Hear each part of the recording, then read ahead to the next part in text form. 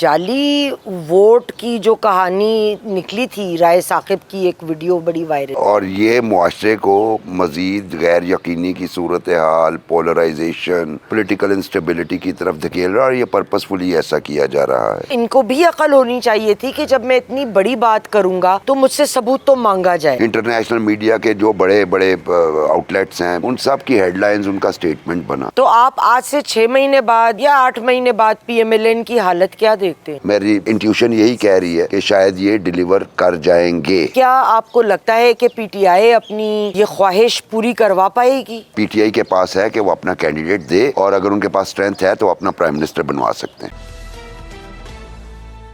السلام علیکم خواتین و حضرات، میں ہوں آپ کی میزبان یاسمین آفتاب علی، چینل اور پروگرام یاسمین آفتاب علی کے ساتھ۔ آج میرے ساتھ جو مہمان موجود ہیں تعارف کے محتاج نہیں ہیں۔ السلام علیکم مبشر بخاری صاحب۔ وعلیکم السلام۔ کیسے مزاج؟ جی اللہ کا شکر، آپ سنائیے۔ میں تو ٹھیک ہوں۔ یہ بتائیے، یہ جو گانا تھا ہمارے ہاں ابھی فلمایا گیا، ادھا تیرا ادھا میرا باقی پپو دئی لنگوٹ لئی و تیرا، تو پپو جو ہے وہ لنگوٹ کے کپڑے سے مانگ جائے گا یا پوری لنگوٹ کہتا ہوا سڑکوں پہ نکلے گا؟ یہ پپو کا آج تک سمجھ نہیں آئی کہ وہ کس چیز پہ مانے گا، تو اس لیے یہ وقت پہ چھوڑ دیں کہ پپو لنگوٹ سے مانے گا، کیونکہ پپو کی خواہشات کبھی ختم نہیں ہوتی اور پپو کی ڈیمانڈز بھی ختم نہیں ہوتی۔ تو میرا خیال ہے کہ پہلے آپ اسے ویسے رکھ کے دیکھیں، کچھ بھی آفر نہ کریں کہ مانتا ہے کہ نہیں مانتا، پھر جتنا کوئی چنگ پہ وہ مان جائے اتنا ٹھیک ہے، لیکن الٹیمیٹلی ماننا پڑے گا اسے، کیونکہ اس کے علاوہ چارہ کوئی نہیں ہے۔ الٹیمیٹلی پپو، اگر میں صحیح سمجھ رہا ہوں جس کی طرف آپ کا اشارہ ہے، تو جب وہ ایک ایسے پارٹی کو جس کے بارے میں مسلسل در مسلسل ایک نیریٹو بنا اور اس نیریٹو کے نتیجے میں ایک صوبے میں حکومت لی، اور اب جب اس کے ساتھ کوآپریٹ ان کے بندے کر رہے ہیں تو باقیوں کی طرف بھی پپو آ جائے گا۔ یہ پولیٹیکل پروسیس ہوتا ہے، اس میں نہ مستقل دوست ہوتے ہیں نہ مستقل دشمن ہوتے ہیں، اور جہاں پہ میرج آف کنوینئنس ہو وہاں پہ کر لی جاتی۔ اچھا یہ بتائیے، یہ جعلی ووٹ کی جو کہانی نکلی تھی رائے ثاقب کی، ایک ویڈیو بڑی وائرل ہوئی کہ وہ جعلی بیلٹ پیپرز وغیرہ چھپ رہے تھے، کیا کہانی ہے وہ؟ کچھ پتہ چلا؟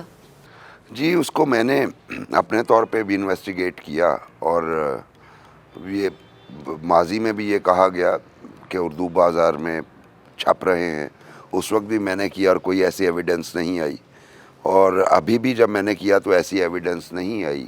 اور یہ بنیادی طور پہ اگر آپ الیکشن کے بعد کا ایک ماحول دیکھیں تو پھر پریپیگنڈا جو ہے، اور پریپیگنڈا بیسڈ آن لائز، وہ جاری ہے، اور یہ معاشرے کو مزید غیر یقینی کی صورتحال، پولرائزیشن، پولیٹیکل انسٹیبلٹی کی طرف دھکیل رہا ہے، اور یہ پرپسفلی ایسا کیا جا رہا ہے۔ مطلب میں نے باقاعدہ بہت سارے لوگوں سے رابطہ کیا، پھر باقاعدہ مجھے یہ بھی پتہ ہے کہ ہمارے جو ہیں سیکیورٹی ایجنسیز، انٹیلیجنس ایجنسیز بھی ان سے کہتی رہیں، پوچھتی رہیں، بھائی وہ جگہ بتا دو جہاں آپ نے چھپتے دیکھے ہیں، تو ایسی کوئی انڈیکیشن نہیں آئی۔ سو اس کو پھر دوبارہ ایک پارٹ آف پریپیگنڈا، اور ایک جھوٹا پریپیگنڈا اسے کہا جا سکتا ہے، کیونکہ ایویڈنس کوئی نہیں ہے۔ اور اتنی بڑی بات اگر ہوتی تو ثاقب صاحب کیمرہ لے کے جاتے وہاں پہ، اور وہ قوم کو اس طرح آ کے نہ بتا رہے ہوتے کہ میں نے اسپاٹ کیا، بلکہ وہ شاید وہ پولیس کو اور باقی لوگوں کو بھی ساتھ لے کے جاتے۔ اچھا یہ بتائیے کہ اس سے کچھ دن پہلے واقعہ ہوا راولپنڈی کے کمشنر صاحب کا، وہ کیا قصہ تھا؟ اچھا یہ بھی ایک مسٹری ہے۔ آج انہوں نے غالباً بیان ریکارڈ کروایا ہے الیکشن کمیشن میں، اب اس کی ڈیٹیلز آنا باقی ہیں، کیونکہ اس کی ڈیٹیلز معلوم نہیں کی جا سکی، لیکن جو کمشنر صاحب ہیں ان کے اپنے کریڈینشیلز اتنے کو ویک ہیں کہ ان کی بات پہ یقین نہیں کیا جا سکتا۔ دوسری بات یہ کہ اگر وہ چیف جسٹس آف پاکستان کا نام نہ لیتے تو شاید ان کے اس میں کچھ ویٹ آ جاتا، کیونکہ جو بھی بندے فنکشنز کو جانتے ہیں الیکشن کمیشن کے، وہ تو کم از کم اس بات پہ یقین کرنے کو تیار نہیں ہو سکتے۔ دوسری بات یہ ہے کہ پہلے ہم ذرا کمشنر صاحب کے لنکس کے بارے میں تھوڑا سا آپ کو بتا دوں۔ ان کی فون کالز کا جو ریکارڈ ہے یا ان کا جو ریکارڈ چیک کیا گیا ہے اس میں کہیں بھی چیف الیکشن کمشنر یا چیف جسٹس آف پاکستان سے نہ کوئی ذاتی ملاقات، نہ کوئی فون کال، اور نہ ہی چیف جسٹس آف پاکستان کے رجسٹرار یا کسی اور بندے سے بات چیت کا کچھ ثبوت ملا، نمبر ون۔ ہاں البتہ جو ان کے کال ریکارڈ سے نکل رہا ہے وہ مونس الہی کے ساتھ کانٹیکٹس کی ڈیٹیلز نکل رہی ہیں، کوئی ٹیکسٹنگ نکلی ہے بلکہ، اور اس کے بعد جو ہے نا ان کا مزید ان کے جو سٹیٹمنٹ ہے وہ شک میں پڑ گئی۔ اور جب اگر آپ ماضی دیکھیں ان کا تو وہ ایک نائب تحصیلدار ریکروٹ ہوئے تھے۔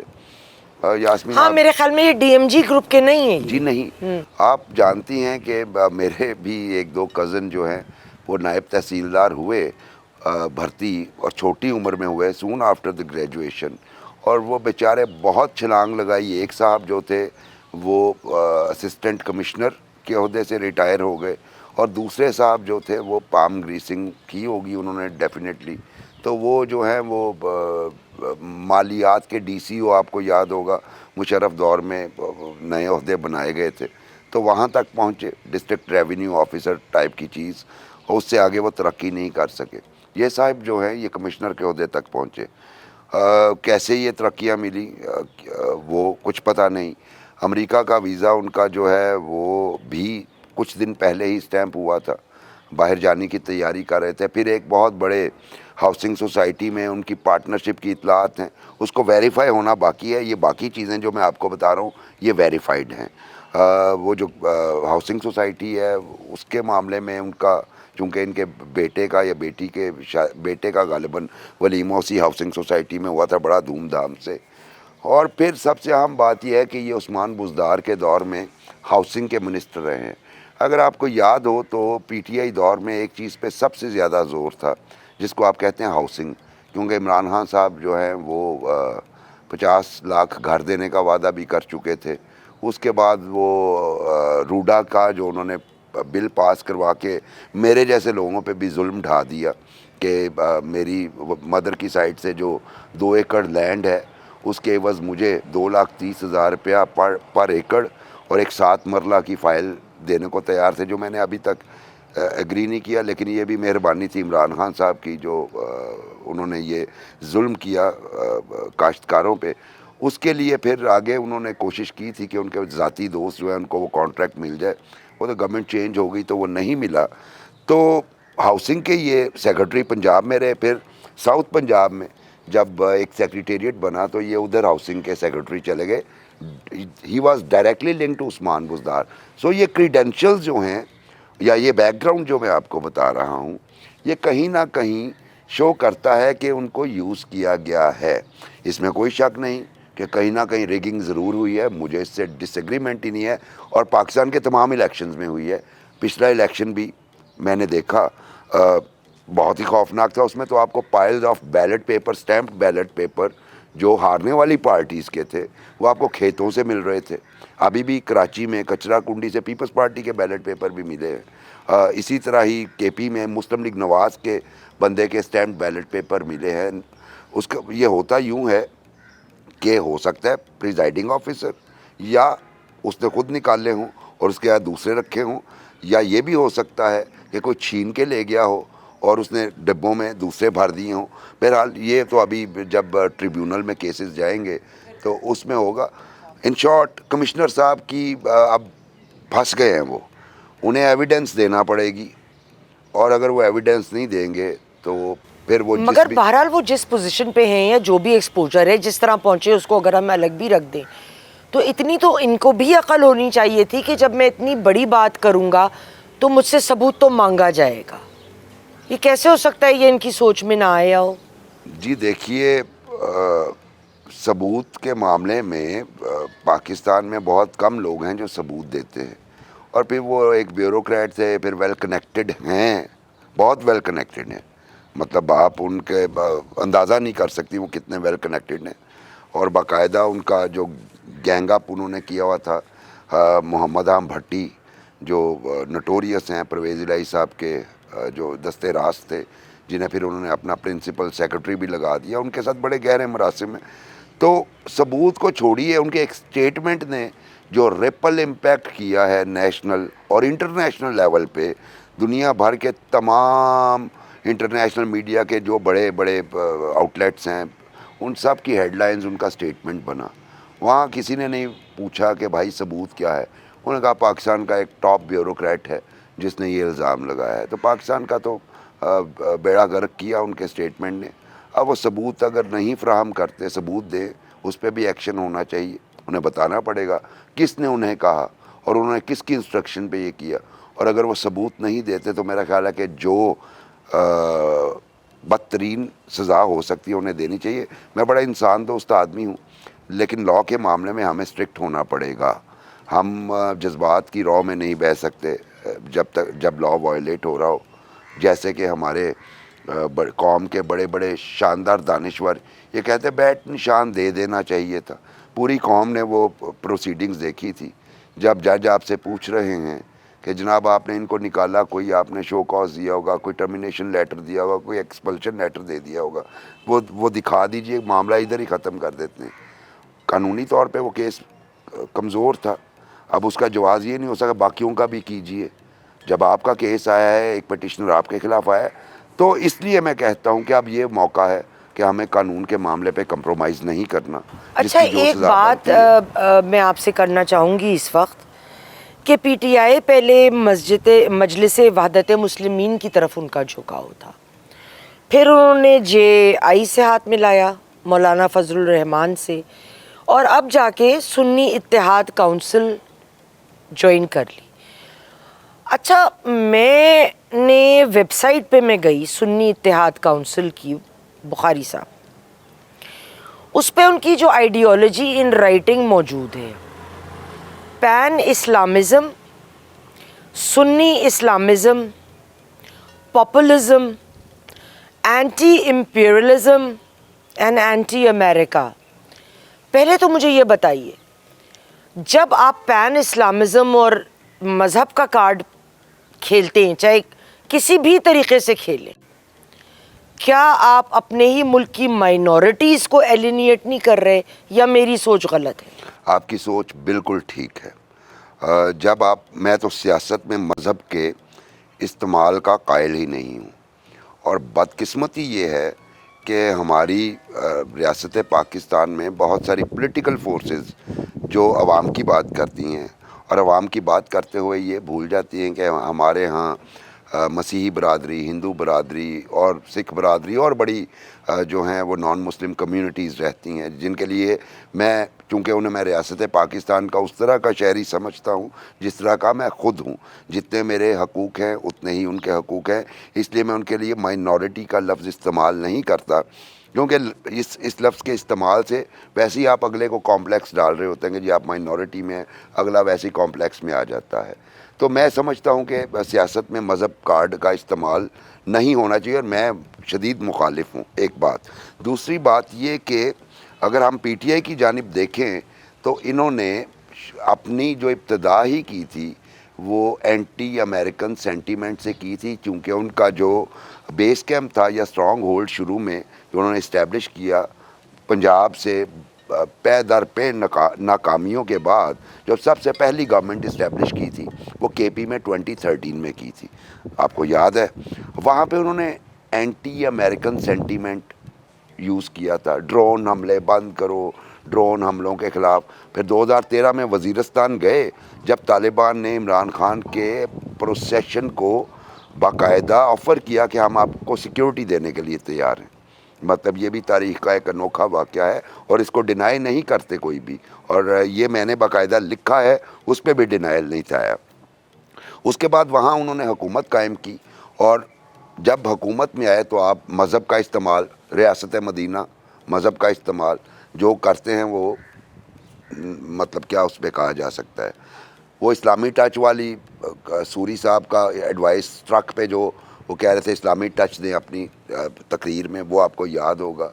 उसके बाद उन्होंने फिर कुछ मजहबी रंग जो हैं वो अपनी पॉलिसीज़ में भी अपनाना शुरू कर दिए ताकि अवाम को गैल्वनाइज कर सकें। اور ابھی جیل میں علی محمد صاحب نے کہا میری بانی پی ٹی آئی سے ملاقات ہوئی اور انہوں نے کہا کہ اب ہماری جو پالیسی ہوگی وہ فتح مکہ کے بعد والی ہوگی. اگین ریلیجن کو ایکسپلائٹ کرنے کی کوشش کر رہے ہیں.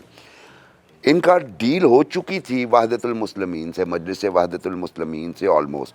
جی ہاں, کیونکہ قطع کلامی معاف, کچھ عرصے پہلے جب یہ جس دن یہ خبر آئی کہ ڈیل ہوئی ہے, اس سے ایک دن پہلے صرف ان کے بانی کو اجازت تھی کہ وہ جیل جا کے عمران صاحب کو ملے. بالکل, میں اس کے علاوہ کسی پولیٹیکل لیڈر کو اجازت نہیں. میں ذاتی طور پہ اس بات سے واقف ہوں کہ مجلس وحدت المسلمین نے عمران خان کا بہت ساتھ دیا, اور عمران خان کا ووٹ بینک سب سے زیادہ ڈیمیج مجلس وحدت المسلمین کے عمران خان کو سپورٹ کرنے کے نتیجے میں پاکستان پیپلز پارٹی کو پہنچا ہے. پنجاب کی میں بات کر رہا ہوں یہاں پہ, اور میں مطلب بہت سارے لوگوں کو جانتا ہوں, وہ مجلس وحدت المسلمین کے حامی ہیں اور انہوں نے پی ٹی آئی کو ووٹ کیا, اور پی ٹی آئی کے خلاف مجلس وحدت المسلمین نے کینڈیڈیٹس ہی نہیں دیے جہاں جہاں سوائے ایک آدھ جگہ کے. اور آپ کو ان کی ڈیل ہو گئی, لیکن اب غور کیجئے, جب اندازہ ہوا کہ میرا سب سے بڑا سپورٹ بیس تو کے پی ہے, اور کے پی میں جو ہے وہ چونکہ ذرا فرقہ وارانہ ڈفرینسز زیادہ ہیں, اور وہاں پہ ایک اسکول آف تھاٹ ہے جو تو ریئیکٹ کر جائے گا. پھر انہوں نے مولانا کی طرف رابطہ کیا, لیکن مولانا کے بارے میں انہوں نے کہا چونکہ وہ بھی کہتے ہیں ریگنگ ہوئی ہے, ہم بھی کہتے ہیں ریگنگ ہوئی ہے, ہم ان الیکشنز کے رزلٹ کو نہیں مانتے, اس لیے ہم ان سے بات چیت کر رہے ہیں تاکہ پروٹیسٹ کی اگر کوئی صورتحال بنے تو جوائنٹلی کر سکیں.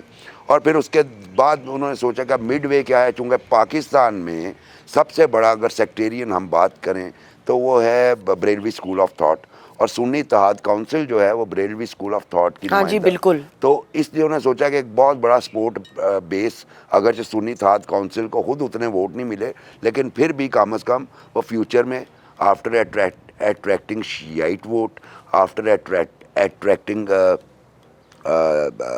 دیوبندی ووٹ بینک, اب جو ہے وہ بریلوی ووٹ بینک کے لیے تو سنی اتحاد کونسل سے انہوں نے کر لیا. لیکن یہ وہ چیز ہے جو پاکستان میں پولرائزیشن کو, سیکٹیرین ہیٹرڈ کو مزید ہوا دے گی, کیونکہ مجھے تو یہ پتہ ہے کہ مذہبی عنصر کوئی بھی ہو, کسی بھی فرقے سے تعلق ہو, ان کو آپ جتنی سپیس دیں گے وہ اس پہ جو ہے وہ راضی نہیں رہتے بلکہ مزید سپیس مانگتے ہیں.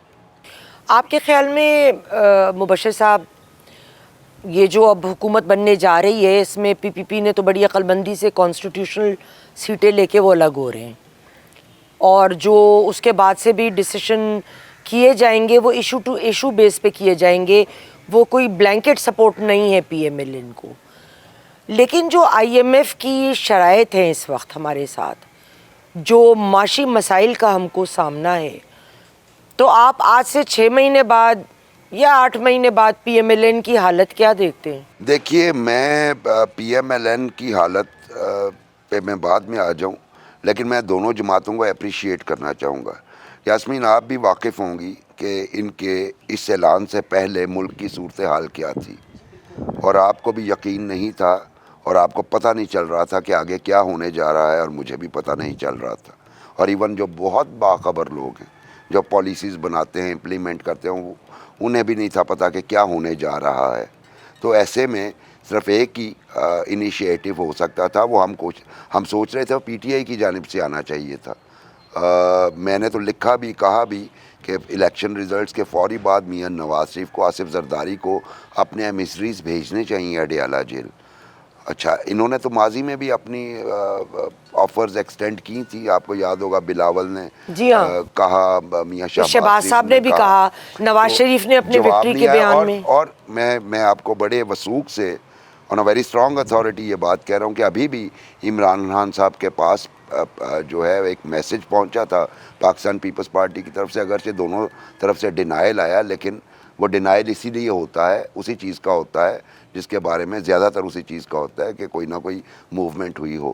لیکن انہوں نے پھر فوری طور پہ پیغام باہر بھجوایا اپنے ایک وکیل کے ذریعے کہ جی ہم پی ٹی آئی, پیپلز پارٹی اور مسلم لیگ نواز اور ایم کیو ایم سے کوئی بات نہیں کریں گے.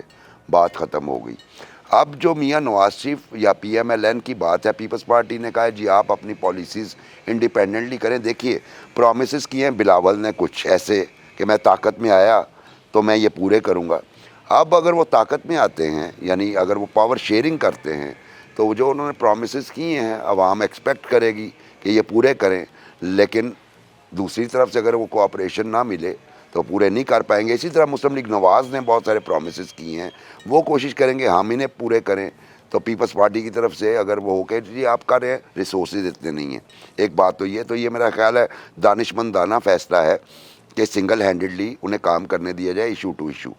اور یہ بات میری یاد رکھیے گا کہ آصف زرداری صدر ہوں گے اور پیپلز پارٹی پھر کم از کم نون لیگ کو گرنے نہیں دے گی، اور جب تک نون لیگ چاہے گی تب تک وہ حکومت کرے گی، یہ مجھے لگتا ہے. جہاں تک آپ کی معاشی اس کا تعلق رہا تو اس میں آپ کو دیکھیے سارے تجربہ کار لوگ ہیں. جو پی ڈی ایم والی حکومت تھی، لوگ اسے پی ڈی ایم 2 کا نام دیتے ہیں، میں اسے پی ڈی ایم 2 کا نام نہیں دیتا. مولانا اپنی ایک لائن لے کے علیحدہ چلے ہوئے ہیں، مینگل صاحب اپنی ایک لائن لے کے علیحدہ چلے ہوئے ہیں. تو پی ڈی ایم کے بہت سارے کمپوننٹس اس میں موجود نہیں ہیں، صرف 3 کمپوننٹس ہیں، اس لیے پی ڈی ایم 2 کہنا مناسب نہیں. اور یہ والا ماڈل ہم 2008 میں دیکھ چکے ہیں. اگر پھر آپ نے پی ڈی ایم 2 کہنا ہے تو پھر اسے پی ڈی ایم 3 کہیے، کیونکہ 2008 میں جو کولیشن بنی تھی Peoples led by Peoples Party supported by PML N federal level پہ، تو یہ اسی کا ماڈل مجھے ریپیٹ لگتا ہے. ان سب کو پتہ ہے. بلاول نے ایک آپ اپنے جلسوں میں بڑی بات کی اور وہ بات میں وزن ہے کہ آپ سبسڈی دیتے ہیں 1500 ارب روپے کی فرٹیلائزر سیکٹر کو، کمپنیز کو، وہ آپ وڈرا کر لیجئے. ویسے تو آئی ایم ایف کہتا ہے وڈرا کر کے آپ عوام الناس کو دے دیجئے. 1 دوسرا انہوں نے بات کی 17 منسٹریز کی فیڈرل کی جو ریڈنڈنٹ ہیں، صرف خزانے پہ بوجھ ہیں. 300 ارب روپیہ ان کا سالانہ بجٹ ہے، تو 1800 ارب روپیہ آپ صرف اس سٹیپ سے کر کے عوام کے فلاح و بہبود کے منصوبوں پہ لگا سکتے ہیں. نہ صرف ان پہ لگا سکتے ہیں بلکہ اپنی اکانومی کو اسٹرینتھن کر سکتے ہیں. تو اس طرح کے پلان 2 آپ کے سامنے ہیں، کئی پلان ایسے ہو سکتے ہیں.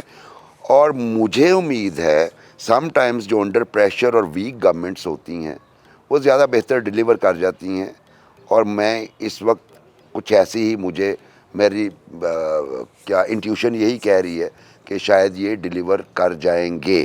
اللہ کرے، اللہ آپ کی زبان مبارک کرے، کیونکہ ہم تو وہی چاہتے ہیں جو پاکستان کے حق میں بہتر ہو.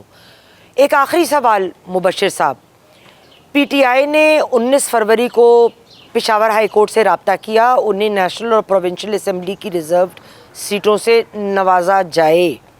ان کا کہنا ہے ای سی پی کی جو انٹرپریٹیشن ہے کہ پولیٹیکل پارٹی کی کی ڈیفینیشن یا انٹرپریٹیشن انہوں نے دی ہے، rule 94 sub clause 4 election rule of 2017 کے تحت اسے غیر آئینی ڈکلیئر کیا جائے، جس کے تحت پی ٹی آئی سے ان کی ریزروڈ سیٹوں پہ حق چھین لیا گیا ہے. اس سلسلے میں آپ کیا کہیں گے؟ کیا آپ کو لگتا ہے کہ پی ٹی آئی اپنی یہ خواہش پوری کروا پائے گی قانونی طور پہ؟ دیکھیے یہ معاملہ جو ہے پی ٹی آئی نے سنی اتحاد کونسل سے کیوں کیا اتحاد، اس کی بنیادی وجہ یہی ریزرو سیٹس تھی. ورنہ تو یہ انڈیپینڈنٹ ہی بھی جا کے بیٹھ کے ایک انڈیپینڈنٹ گروپ کے نام سے وہ کر سکتے تھے، لیکن مسئلہ صرف یہ ریزرو سیٹوں کا ہو رہا تھا. اب اس میں جو ہے نا لیگل اوپینین وہ کنفلکٹنگ آ رہی ہیں. ایک لیگل اوپینین یہ ہے کہ پی ٹی آئی جو ہے وہ کسی دوسرے کے پلیٹ فارم سے ریزرو سیٹس کا نہیں کہہ سکتی. اس کے نتیجے میں وہ جو ریزرو سیٹس ہیں کے پی اور پنجاب اور باقی جہاں بھی ان کی بنتی ہیں نیشنل اسمبلی، یہ چلی جائیں گی جو باقی جماعتیں ہیں ان کو. ایک لیگل اوپینین یہ ہے. دوسری لیگل اوپینین یہ ہے کہ نہیں ایسا نہیں ہے، بلکہ ان کی ریکمنڈیشن پہ ان کا نام جو ہے کینڈیڈیٹس کا جو انہوں نے سبمٹ کروایا تھا وہ اڈاپٹ کر لینا چاہیے سنی اتحاد کونسل کو، اور وہ فارورڈ کرے، اور الیکشن کمیشن پابند ہے کہ اس کو امپلیمنٹ کر دے. وہ جو بھی ان کی پرائورٹی لسٹ ہوگی اس میں سے جتنے ان کا حصہ بنے گا. اب مجھے لگتا ہے کہ الیکشن کمیشن جو ہے وہ پہلی آپشن کے ساتھ جائے گا، پہلی اوپینین کے ساتھ، اور یہ پھر جانا پڑے گا انہیں کورٹ میں. تو وہ جا چکے ہیں، تو میرا خیال ہے کہ کورٹ سے ہی اس کا ڈیسیشن آئے گا. اور ذاتی طور پہ میں یہ سمجھتا ہوں کہ یہ ان کا حصہ ہے، ان کو ملنی چاہیے، اور اس کے لیے اتنی کوئی آگے آبسٹیکلز نہیں کھڑی کرنی چاہیے. اگر ریلیکسیشن موجود ہے لاء میں تو انہیں دے دی جانی چاہیے، کیونکہ ایک تو طے ہے کہ وہ ریزرو سیٹیں بھی مل جائیں، اور ایک بات یہ بھی طے ہے کہ آپ پیپلز پارٹی اور 80 سیٹس ہیں پی ایم ایل این کی جنرل، 54 ہیں پیپلز پارٹی کی, یہ اسٹرینتھ بانتی ہے 134. 265 جنرل سیٹس پہ الیکشن ہوا, ایک پہ نہیں ہوا. وہ اب 265 میں سے 134 ان کی اسٹرینتھ بن رہی ہے, تو یہ گورنمنٹ بنا لیتی ہیں ایک ووٹ کے اضافے کے ساتھ. باقی تمام پارٹیز انکلوڈنگ آئی پی پی جو کہ ان کی طرف ہے, including PML Q جو کہ ان کی طرف کھڑی ہے, 3 سیٹس اس کی ہیں, اور ایم کیو ایم 17 سیٹس کے ساتھ. یہ بھی انہیں آپ دے دیجئے انڈیپینڈنٹس کو, تب بھی وہ حکومت بنانے کی پوزیشن میں نہیں ہے. اور دوسری ایک بات, ایک مس پرسیپشن ادھر ہے کہ چونکہ انڈیپینڈنٹس نے سیٹیں زیادہ لی ہیں اس لیے صدر مملکت کو انوائٹ کرنا چاہیے. تو انویٹیشن 90s کی دہائی میں ہوا کرتی تھی, اب جو ہے وہ آپ نئی آئینی ترامیم کے تحت پریزیڈنٹ کسی کو انوائٹ نہیں کر سکتا. اور دوسری بات یہ کہ چونکہ یہ جمہوریت ہے, اس میں پرائم منسٹر کا الیکشن ہوتا ہے, اور جب وہ الیکشن ہاؤس میں ہوتا ہے تو کوئی بھی وہاں پہ کوئی بھی پارٹی یا کوئی بھی انڈیپینڈنٹ اپنے نامینیشن پیپر جمع کروا سکتا ہے, الیکشن میں حصہ لے سکتا ہے. تو یہ جو پی ٹی آئی بیکڈ انڈیپینڈنٹس ہیں, یا پی ٹی آئی جو ہے جس کو ہم ڈائریکٹلی کیوں نہ کہیں, اگر ان کے پاس اسٹرینتھ ہے تو وہاں پہ اپنے کینڈیڈیچر دیں, اور اس پہ جو ہے الیکشن ہوگا, ڈویژن آف دی ہاؤس ہوگی, اس میں جو ہے وہ پتہ چل جائے گا. اس لیے میرا جو یہ سمجھ رہے ہیں کہ اگر یہ دونوں لوگوں نے اتحاد کر لیا ہے تو یہ بلو دی بیلٹ جا رہے ہیں, تو غلط سمجھ رہے ہیں. اتنا ہی موقع ابھی بھی پی ٹی آئی کے پاس ہے کہ وہ اپنا کینڈیڈیٹ دے, اور اگر ان کے پاس اسٹرینتھ ہے تو وہ اپنا پرائم منسٹر بنوا سکتے ہیں. بہت شکریہ مبشر بخاری صاحب, آپ تشریف لائے, اور بہت اچھا ڈسکشن ایز یوزول ہمیشہ آپ کے ساتھ رہتی ہے. آپ کو دوبارہ بھی تکلیف دیں گے. خواتین و حضرات, پروگرام پسند آیا ہو لائک کریں, شیئر کریں, کمنٹ باکس میں کمنٹ ڈالنا نہ بھولیے. پروگرام اور چینل یاسمین آفتاب علی کے ساتھ ضرور سبسکرائب کریں. جانے سے پہلے میں مبشر صاحب سے ایک سوال اور کر لوں. مبشر صاحب, آپ نے میرا چینل سبسکرائب کیا ہے یا آپ کو کروا کے بھیجا جائے؟ جی میں ابھی کرتا ہوں. اس کی وجہ ہے کہ جب میں ابھی اس پروگرام کے لیے آیا تو آپ نے انکشاف کیا کہ آپ کا آج کا پروگرام اپنے چینل کے لیے, تو میں ابھی اپنے فون سے سبسکرائب کرتا ہوں اس کو. بس جی, ہم ان کو کروا کے بھیجیں گے. ایک سبسکرائبر تو مل گیا, اور باقی آپ لوگ سبسکرائب کر دیجئے. انشاءاللہ اگلے پروگرام تک کے لیے خدا حافظ.